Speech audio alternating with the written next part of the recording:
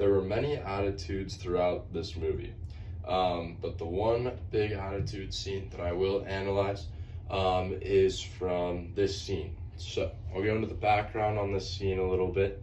So this is, on my right are the professor and his colleague that wrote the math problem that Will Hunting is solving. So Will Hunting is a janitor part-time at MIT, and he is not supposed to be solving that. He is supposed to be mopping the floors and whatnot. Even though he's doing the right equation, he's solving it right, he's doing everything he's supposed to.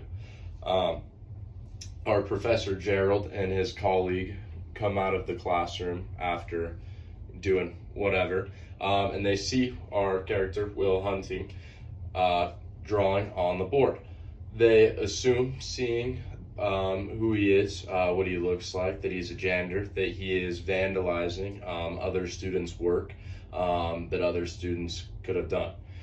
So obviously, Gerald, the professor, and his colleague start chasing down after Will Hunting.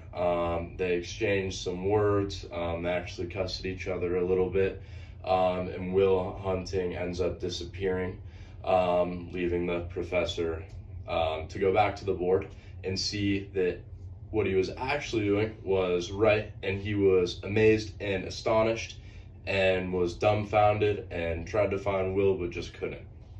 So this really shows the stereotyping, prejudice, and discrimination of the attitudes, especially just from this scene.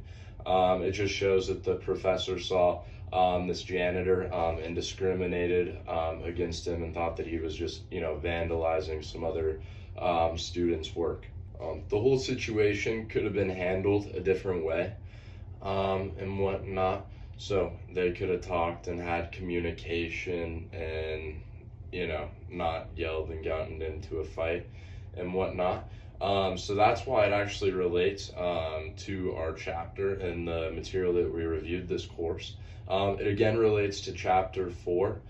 Chapter 4 dealt with individual values, perceptions, and reactions. So obviously the professor's perceptions of Will, influenced his reactions to yell and whatnot, and then Will, being the person that he is, didn't react well to being yelled at.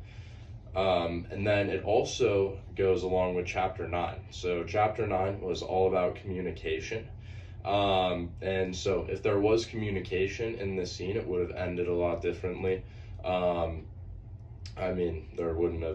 scene wouldn't have been as dramatic, obviously. But it could have gone a different way if there was communication, and it could have gone better. There are tons of different attitudes throughout the entire movie, but this was just one scene that really stuck out to me. There was a lot of emotions and attitudes going, and it really showed the stereotyping, prejudice, discrimination, and attributes of the attitudes aspect of micro organizational behavior.